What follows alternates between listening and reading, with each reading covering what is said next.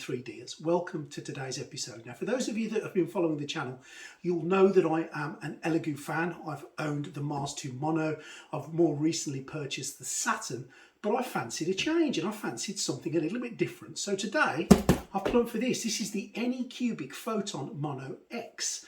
And what I'm going to do for you guys today is unbox the thing. Let's see what's there in the packaging. Let's set it all up. Let's put it together. Let's test the thing. And I'm going to give you an honest review. And what do I mean by that? Well, I haven't been paid by Anycubic to do this. I had to buy this from Amazon. It was 333 quid with a 5% discount, which arrived the other day. So I've bought it and I'll give you an honest review. If I don't like it, I'll tell you.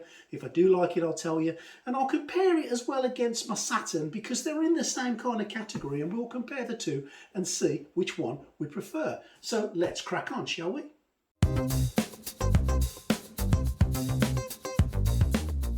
First thing I'm going to do is open this box. And the first thing I can say is that it is well packaged. There's quite a lot of material in there that looks like it's quite sturdy. I can see polystyrene, I can see these little plastic corner pieces. So hopefully it has survived the journey from China admirably. But let's take it out and have a bit of a look, shall we?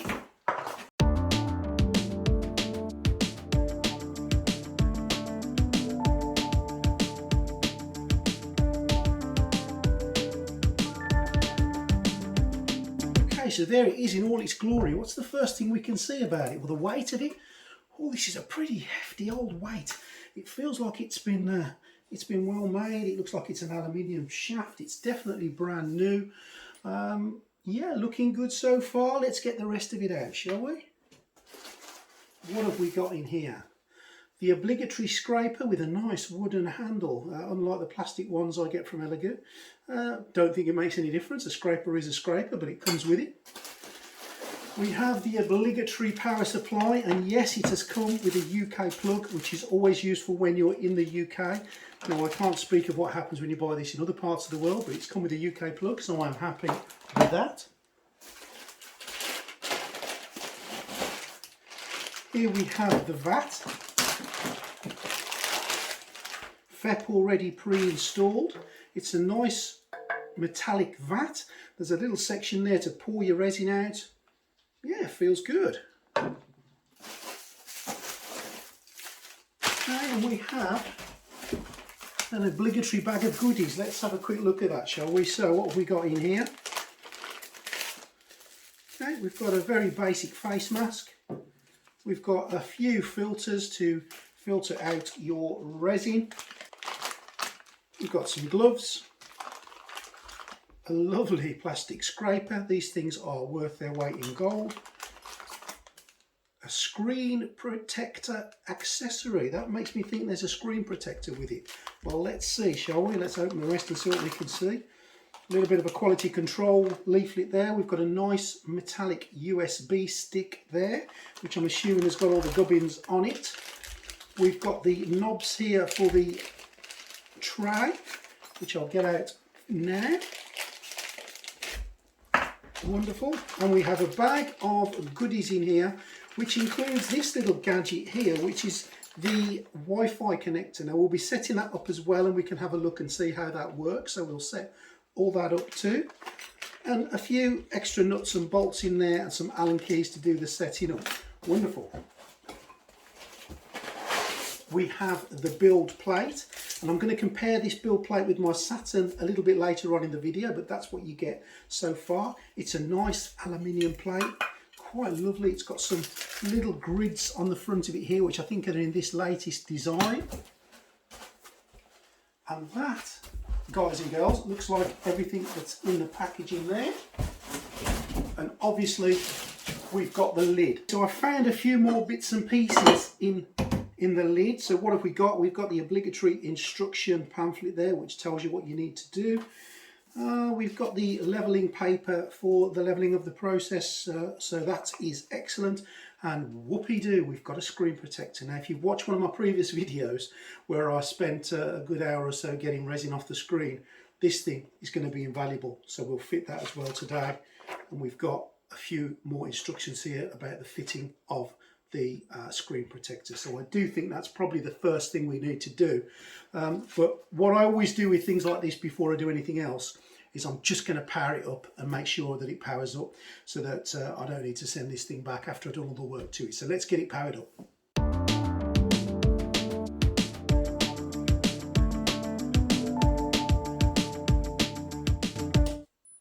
Oh, it's made a noise, which is always a good start. We have power. I'm happy we've got power. I'm not going to do any more than that at the moment. I just wanted to check to make sure that it did actually turn on, which is always a bonus. So the first thing I'm going to do is fit the screen protector. I think that makes sense to do that before we do anything else. So I'm just going to lift this out of the way. Now it should be relatively straightforward, I would hope. And there we go. Very similar to the Elegoo design. As you can see, you can move it up in 3 segments, either 1mm, 0.1mm or 10mm, and I've just moved it up a few 10mm to get it out of the way really. I can notice on the actual thread itself it's greased, which is always another good thing. We like to see that. Okay, let's get this screen protector fitted. So let's read the instructions here.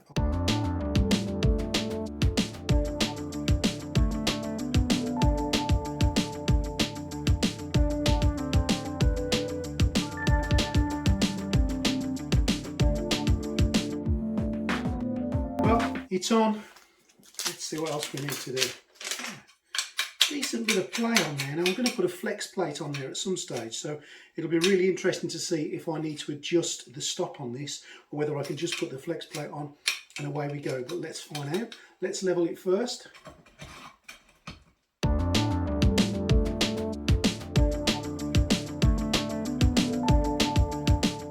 Reasonably quiet operation, not too bad at all. Should go down, it should sense the paper, pull back up a little bit and self-level.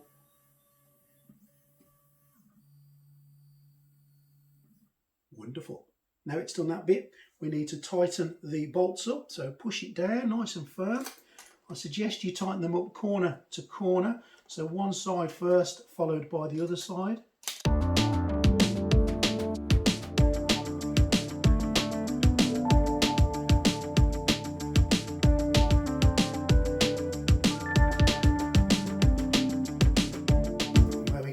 Simple as that. Relatively straightforward. If you've had 3D printers before, really there's nothing new with that. That was relatively easy to do. Just get the build plate on there. Let's lift it up a little bit more. So the build plate itself will have a little protective sheet at the bottom of it, I would suspect, which we'll need to take off.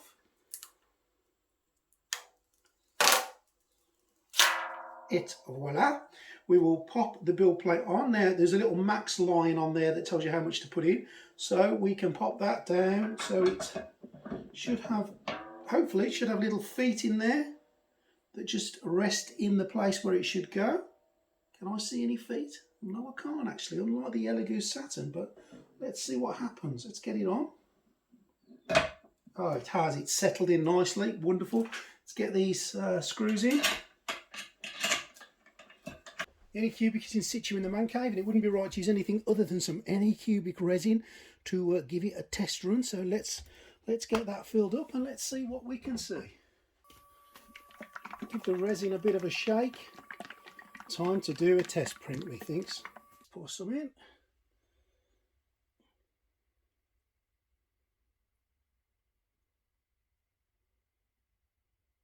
I think that should do for now.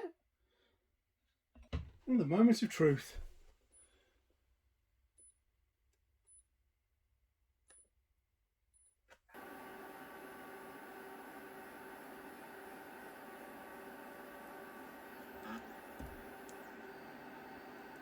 Now, one thing I did notice was it wouldn't allow me to print without the lid on, and I'm going to have to change that setting.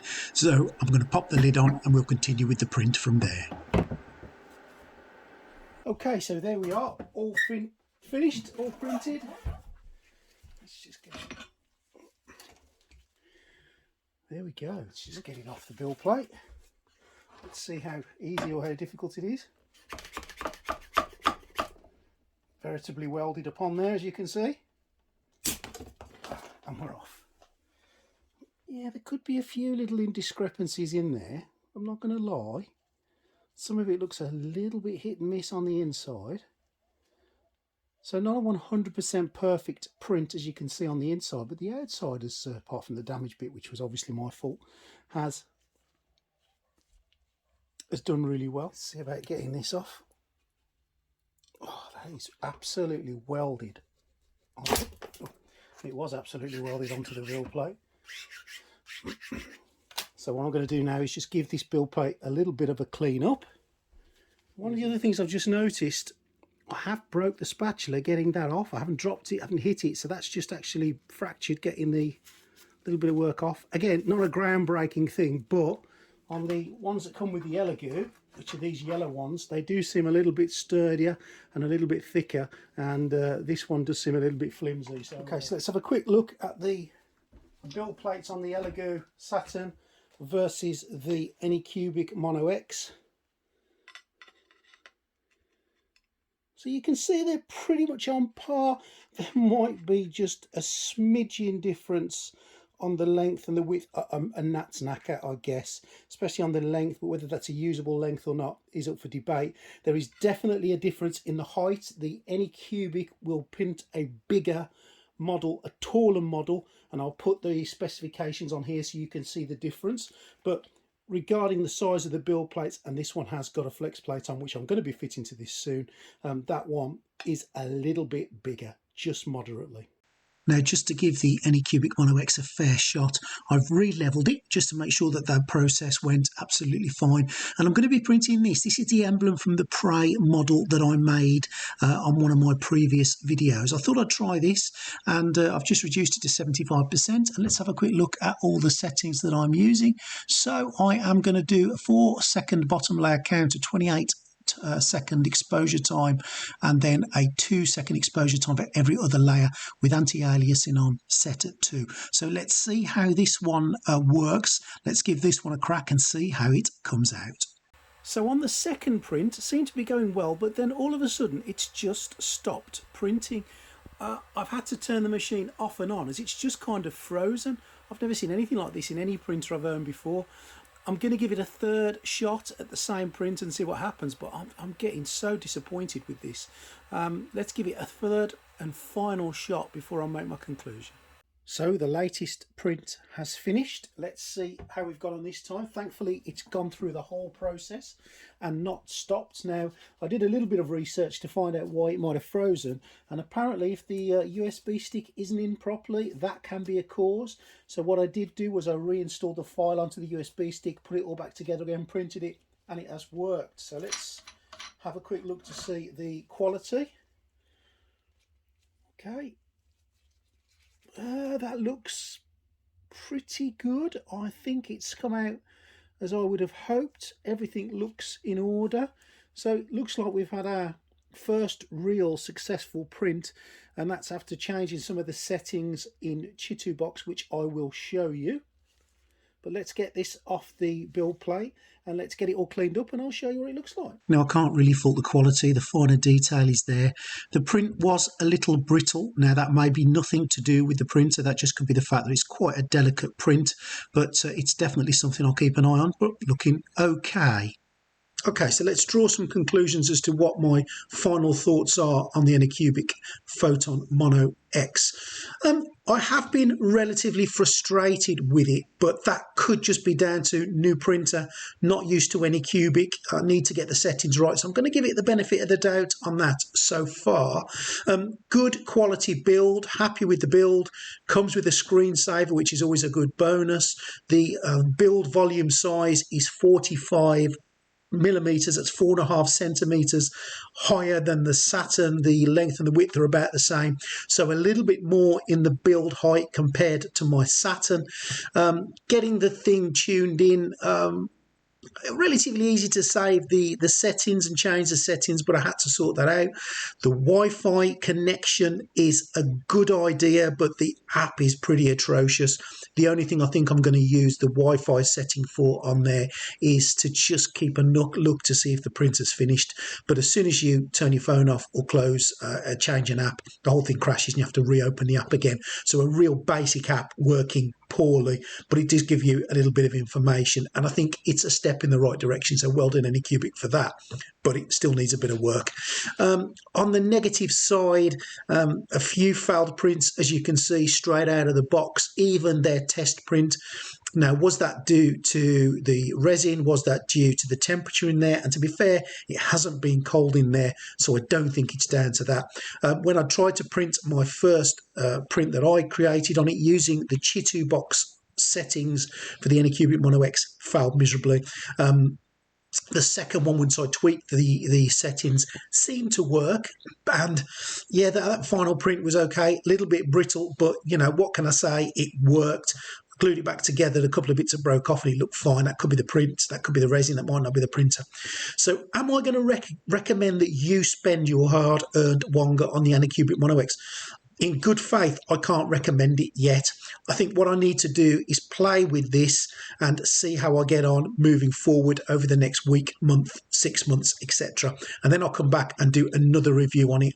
Now, when I compared this to my Saturn, the Saturn out of the box, for me anyway, worked fine, has produced print after print after print. Look, I've had failures with it, don't get me wrong.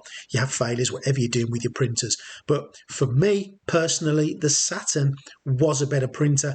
But it's too early in the day to make a final conclusion for the Anycubic Mono X. So I'm going to come back to this, but if I was to turn around to you at the moment and say spend your money on it, I would be doing you a disjustice and a disservice. So I'm not going to recommend it at this point. We're going to come back to it. We're going to see how we get on in the next 6 months. Now, what I would be interested to know is what experience you guys have had with it. What have I done wrong? What can I change? Is there anything that you've seen me do with it that you think you shouldn't have done that? And let me know, because for all I know, this is a user error. It's happened before, hasn't it? You know, we're no experts. We're just muddling our way through this as best we can. But let me know what you guys think about what I could do differently and what I should try. And we'll try it from there. Now, thank you for watching. It's been a long video, so thank you. Please subscribe to the channel. It really does help me continue to do what I love doing. And if you're going to buy anything, if you want to buy an Anycubic Mono, if you want to buy one, there'll be a link in the description for where you can get it from at a reasonable price from Amazon. But if you want my advice at the moment, just hold back on it until we get a proper review in 3 to 6 months. Thanks for watching. Hope you've enjoyed today.